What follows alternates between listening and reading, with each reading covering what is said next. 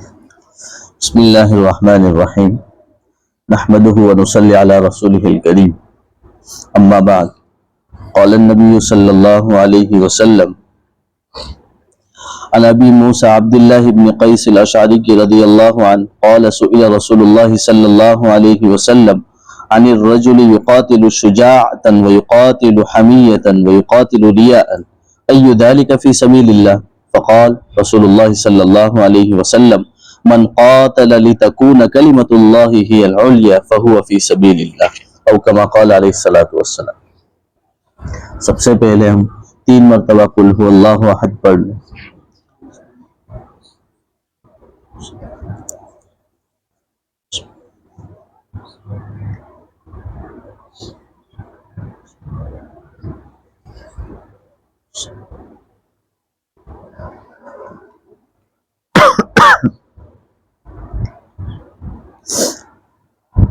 گزشتہ یہ فضائل اعمال میں پڑھ رہا تھا ابھی 1-2 دن پہلے کہ جب ایسے دین کی مجلس لگتی ہے تو فرشتے پوچھتے ہیں، گشت کرتے رہتے ہیں نا، گھومتے رہتے ہیں ہر جگہ، خاص ایک جماعت بنائی ہے اللہ نے فرشتوں کی، وہ دیکھتے رہتے ہیں کہ کہاں ایسی مجلس لگی ہے، وہاں سارا گھیر لیتے ہیں، بارہ سنتے ہیں اس حدیث کو، پھر جو ہے وہ سب لوگوں کو پکار کر کہتے ہیں کہ آ جاؤ ادھر، جیسے اپنے یہاں دعوت ہو تو ملتوش ہے، اس طرح کہتے ہیں، اس طرح فرشتے کہتے ہیں یعنی ہماری غذا یہاں ہے، آ جاؤ۔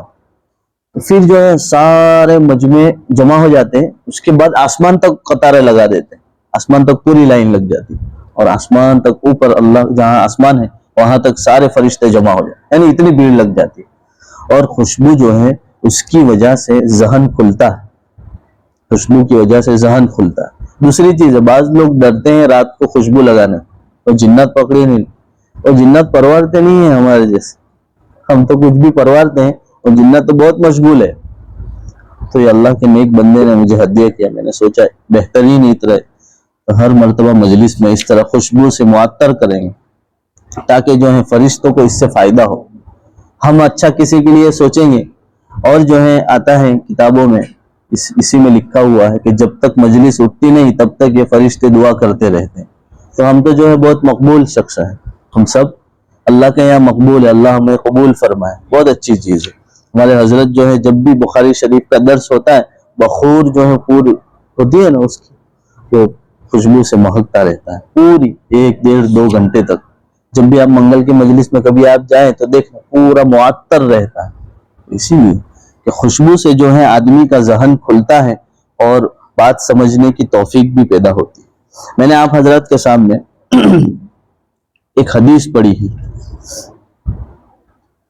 حضرت ابو موسیٰ اشعری رضی اللہ تعالیٰ عنہ راوی ہیں اس کے، فرماتے ہیں نبی کریم صلی اللہ علیہ وسلم نے فرمایا، ایک تو یہ ہے کہ ہم کسی کام کو کرتے ہیں، یہ سارا جو ہے اس کا ٹائٹل ابھی تک وہی چل رہا ہے کہ نیت کی وجہ سے سارے ہمارا حساب کتاب ہوتا ہے، کہ کیسی نیت ہے اس کی وجہ سے ہمارا حساب کتاب ہے۔ نیت بگڑی ہے تو پھر جو ہے، اس لیے ہماری گجراتی میں کہاوت ہے کہ جینی نیت میں خطرہ تینی جولی ماں سیچا پتھرا، یہ ہے۔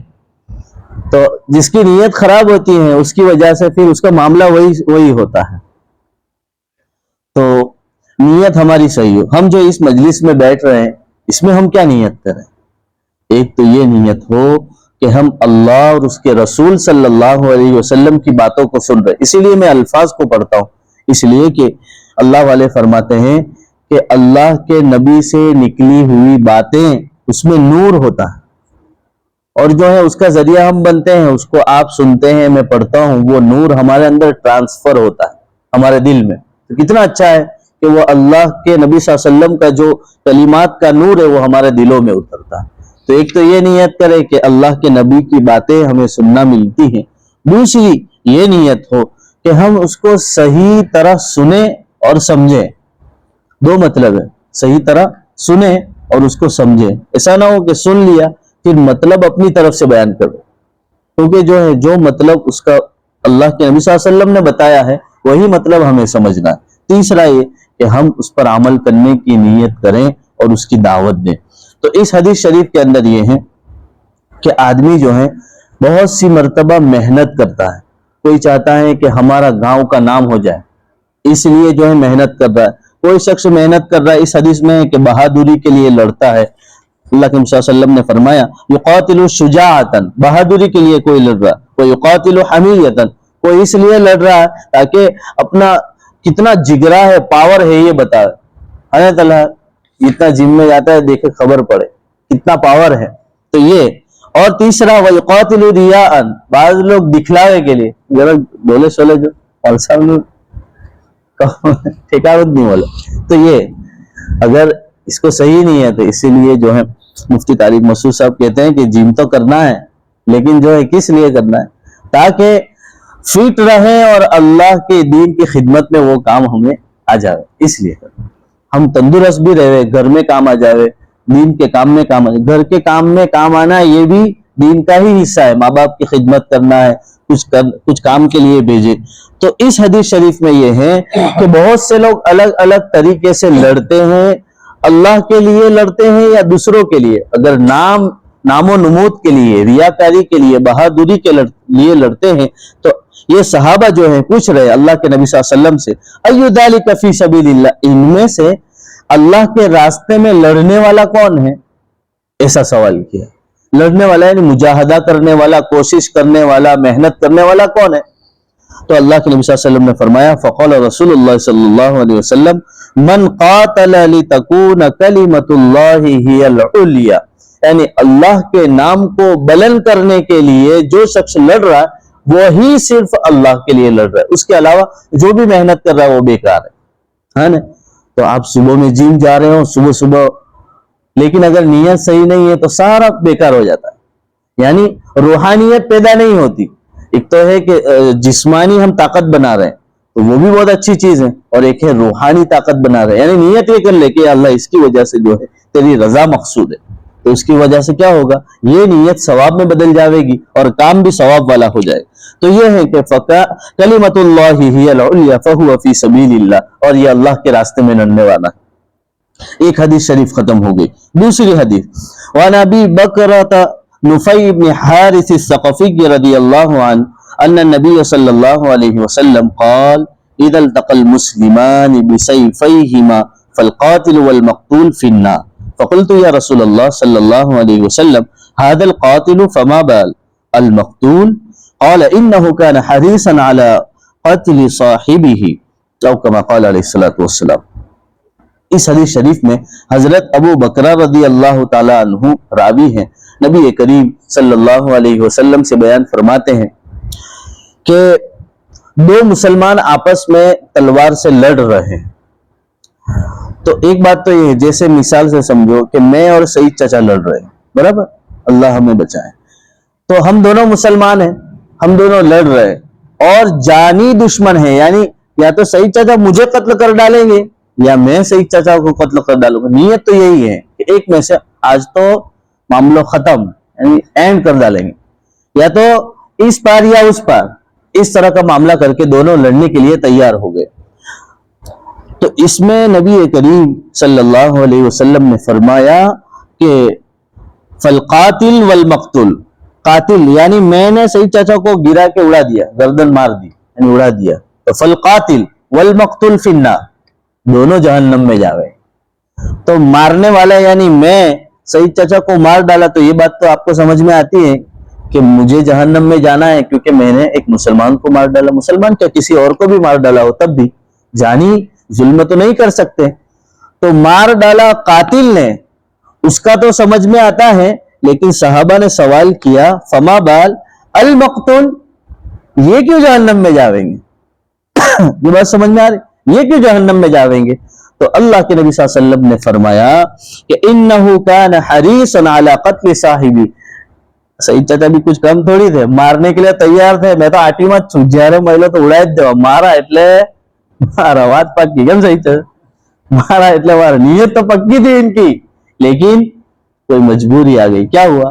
कोई बड़े बीच में आ गए या मामला ऐसा हो गया जैसे کہ پکا میں نے گزشتہ بھی یہ بات بتائی تھی کہ ہم نے پٹھان کی ٹکٹ جو ہے بک کروا لی، پکا ارادہ، لیکن کیا وہ مولوی آصف آ گئے، ہمارے شیخ آ گئے. اب کیا ہوا؟ مسئلہ معاملہ اٹک گیا ہمارا.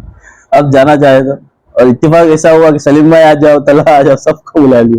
ایسا آپ نے کیا نہیں، ایک مثال دے رہا ہوں. تو کیا ہو گیا؟ بدو خراب تھے گی.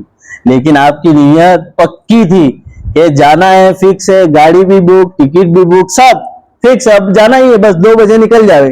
اتفاق ایسا ہوا کہ بلا لیا شیخ نے، اب جانا کینسل ہو گیا مجبوری میں، بلکہ ارادہ پکا تھا. تو یہ چیز حدیث شریف میں، اس حدیث سے محدثین نے استدلال کیا ہے، یعنی اس مسئلے کو نکالا ہے.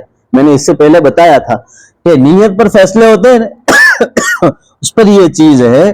اس حدیث شریف سے یہ بات نکالی گئی ہے کہ ایک شخص گناہ کی نیت کرتا ہے اور اس کے سارے اسباب، یعنی ٹکٹ اور جو ہے گاڑی اور جتنے بھی اسباب تھے سارے اختیار کر لیے، لیکن کسی مجبوری کی وجہ سے وہ گناہ کر نہیں پایا، تب بھی جو اس کا وہ گناہ ہوگا، اس کو وہ گناہ ہوگا. یہ نہیں. تو اس معاملے کے اندر، اس حدیث شریف کے معاملے میں کیا ہے؟ فالقاتل والمقتول فی النار، دونوں جہنم میں. تو میرا تو جانا سمجھ میں آتا ہے کہ میں نے سعید چچا کی گردن اڑا دی، لیکن سعید چچا کیوں جاوے گے؟ یہ بات سمجھنی ہے کہ جیسے میں اڑانے والا تھا نا، اس طرح یہ بھی کچھ کم نہیں تھے. موقع ملتا تو میری بھی یہ اڑائی دینے والے تھے. سعید چچا باقی نہیں رکھتے، اڑا دیتے میرے کو. لیکن اس لیے اس نیت پر فیصلہ ہوا کہ آپ کی نیت بھی مجھے تو پکا مارنے کی ہی تھی، لیکن وار میرا چل گیا اور میں فاتح ہو گیا، اور سعید چچا جو ہے غالب نہیں رہے. اس وجہ سے دونوں جہنم میں جائیں. تو اس حدیث شریف سے یہ پتا چلا کہ اگر گناہ کے اسباب ہم نے پورے اختیار کر لیے، ہاں اتنا ضرور ہے، اللہ کا قانون ہے، وہ حدیث آگے آ رہی، میں مختصر بتاتا ہوں کہ جو ہے اتنا ضرور ہے کہ ہم نے گناہ کا ارادہ کیا اور سارے اسباب اختیار کیے. اللہ کا معاملہ ایسا ہے کہ اس گناہ کا ایک ہی گناہ لکھا جائے.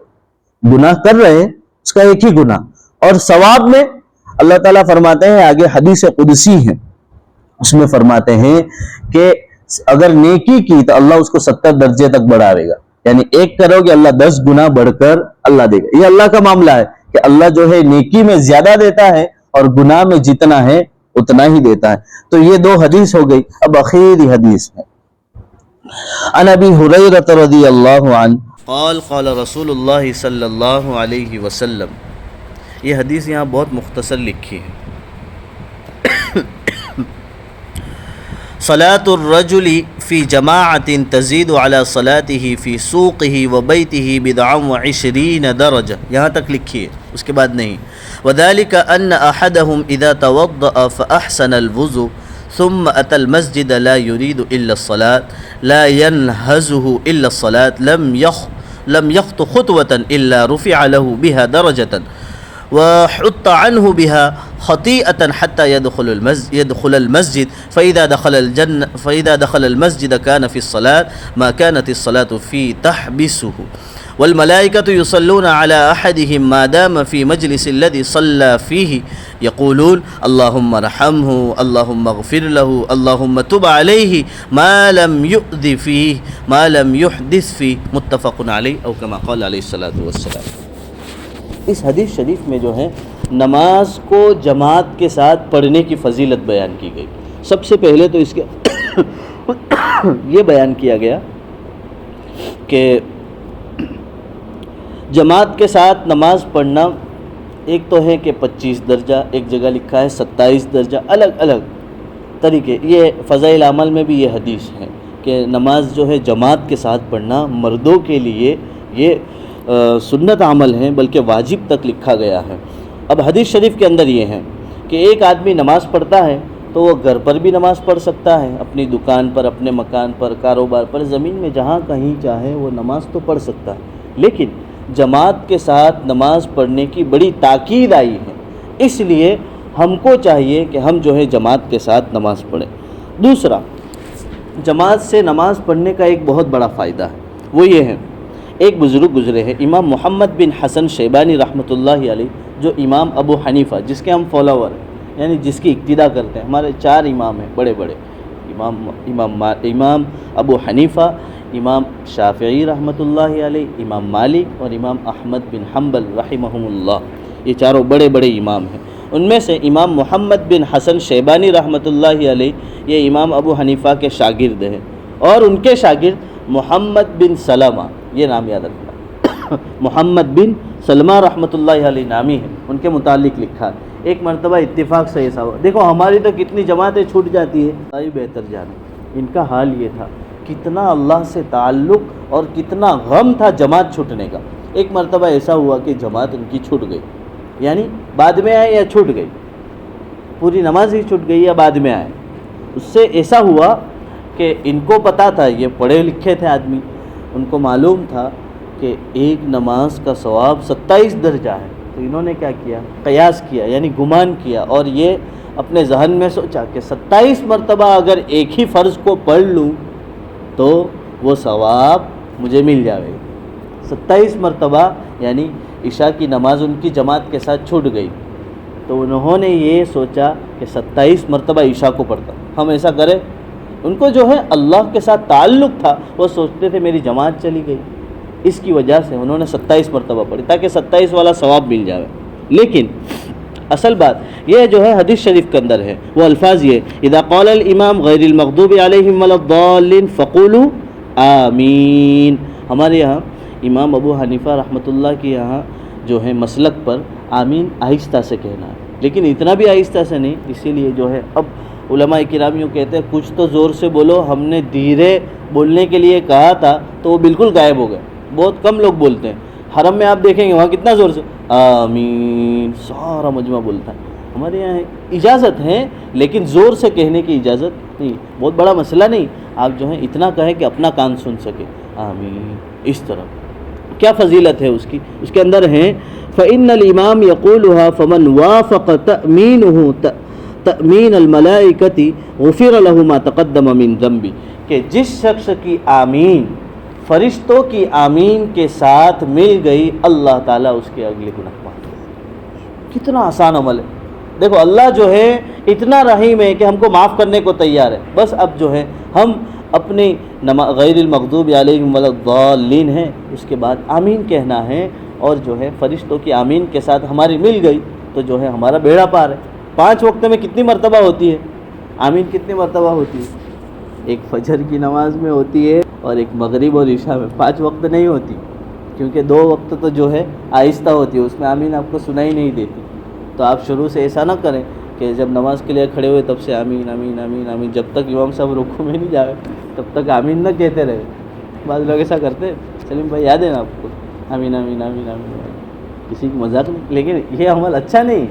اب ایسا نہ کرے کہ آمین کہنے کا کہا ہے سب گناہ معاف ہو جائیں گے، تو اب اللہ اکبر تعالیٰ نے بولا، اس کے بعد سلامی گیا آمین آمین آمین آمین، کیا ہوا؟ تو امام صاحب نے کہا تھا کہ وہ سنائی دیتا نہیں ہے اس لیے آمین شروع کر ڈالی، اور ایسا بھی نہ کرے گا غیر المغضوب علیہم ولا الضالین کے بعد آمین لگا ج رہے جب تک کہ وہ دوسری صورت شروع، ایسا بھی نہ ہو، ایسا بھی نہ کرے۔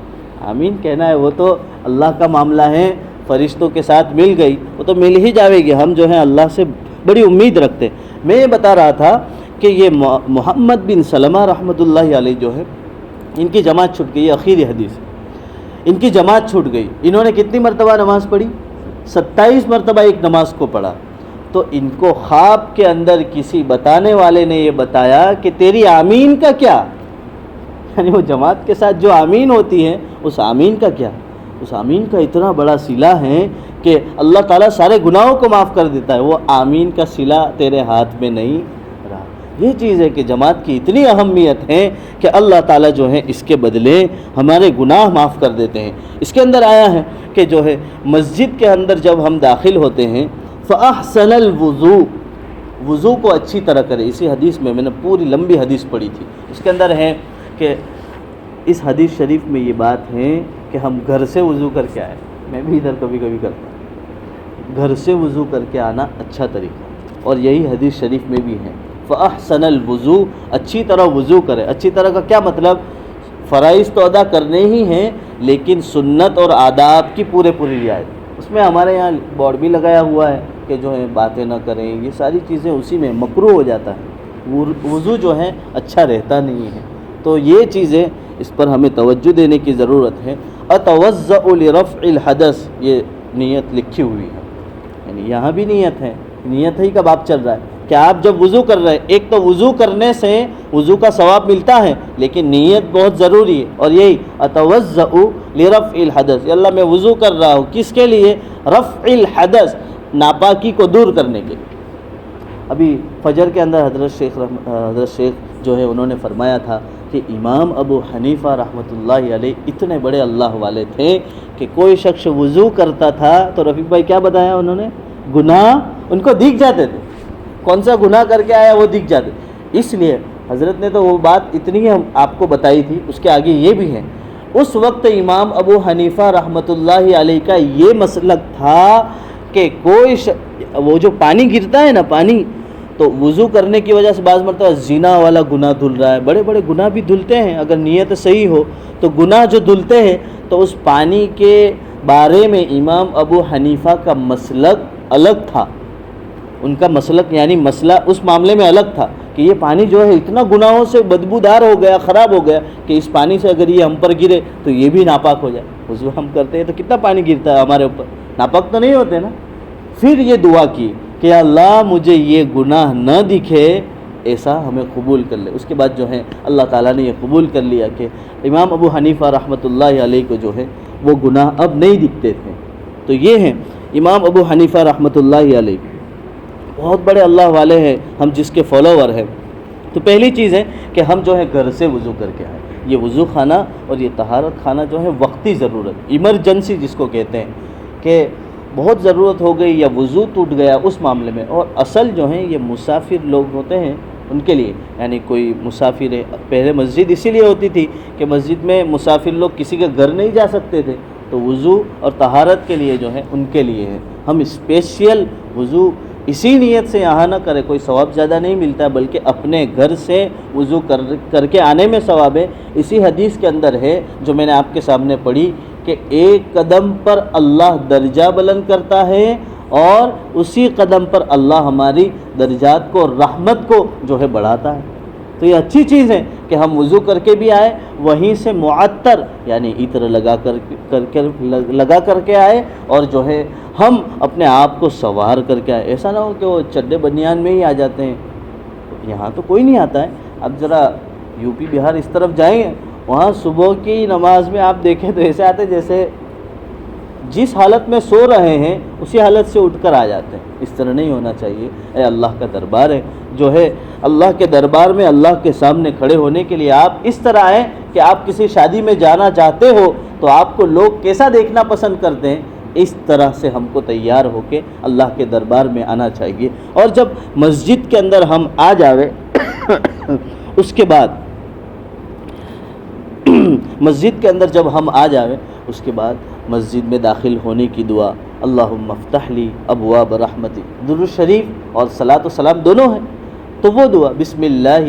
میں ایک مرتبہ ابھی فجر کے موقع سے حضرت کے ساتھ نکل رہا تھا، وہ بھی وہی درود پڑھ رہے تھے جو میں بھی پڑھتا ہوں الحمدللہ، بسم اللہ والصلاۃ والسلام علی رسول اللہ، یہ درود شریف۔ اس کے اندر جو ہے بسم اللہ بھی آ جاتا ہے، والصلاۃ والسلام، صلاۃ اور سلام دونوں آ جاتے ہیں، ایک تو درود اور ایک ہے سلام۔ جیسے ہم جمعرات کو پڑھتے ہیں، ایک تو درود شروع ہوتا ہے، اس کے بعد التحیات للہ، یہ جو ہے سلام ہے اللہ کے نبی صلی اللہ علیہ وسلم، تو دونوں چیزیں ہو جاتی ہیں، بسم اللہ والصلاۃ والسلام علی رسول اللہ، اللہم افتح لی ابواب رحمتک، بسم اللہ دخلت وعلیہ توکلت ونویت سنت الاعتکاف۔ امام محمد رحمۃ اللہ علیہ فرماتے ہیں کہ ایک گھڑی کا یعنی ایک سیکنڈ اب مسجد میں صرف کسی کام کے لیے ہے، جیسے سمجھیے کہ میرا موبائل چھوٹ گیا تھا یا اور کوئی قیمتی چیز چھوٹ گئی تھی، اب جو ہے دعا پڑھ کر اندر آئیں، ایک گھڑی کے لیے اندر آئے، نیت کی اعتکاف کا پورا ثواب ملے گا، بہت سستا سودا ہے۔